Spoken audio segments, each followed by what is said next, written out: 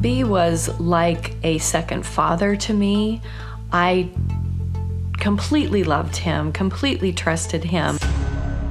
I had a fixation for Jan. I didn't know why, but I did.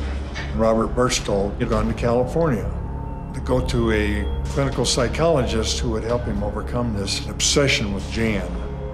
When he came home, he had to tell Bob and I that he was being treated for the abuse he suffered as a child.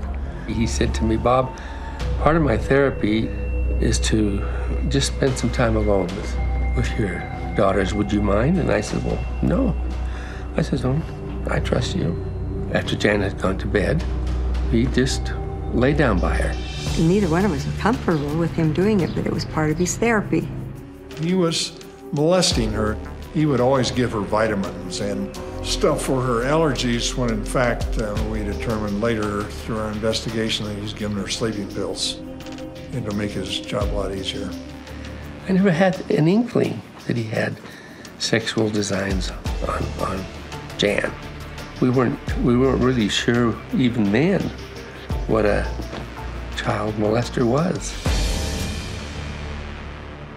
Well, Jan is joining us now. Thank you so much for being here. Please welcome Jan Broberg.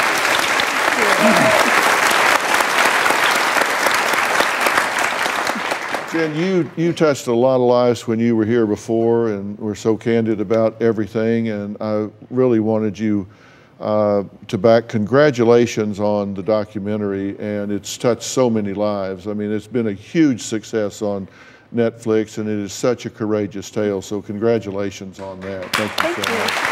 Talk about what happens when you are the targeted victim and when you are the subject of the molestation by the predators.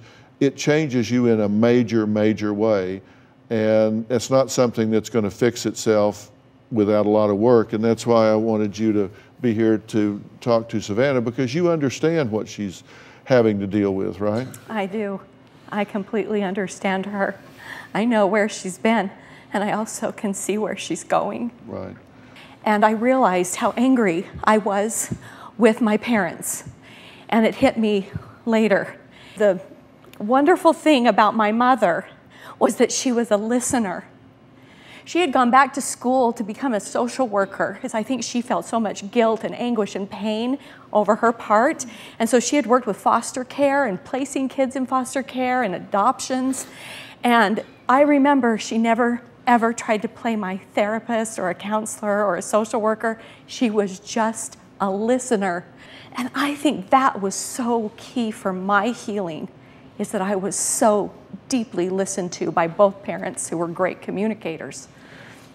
Yeah, and it's interesting, the parallel, because your mother went back and became a social worker. She went to school and became a therapist, got her master's degree in that regard. And you know, she came in saying she was really angry at her mother for not doing what she could have and should have done had she seen everything clearly at the time. In fact, you said if she had done what she needed to do, you would have never been sex trafficked, you would have never been in prostitution, you would have never, you put all of that on your mother for what she failed to do at the time.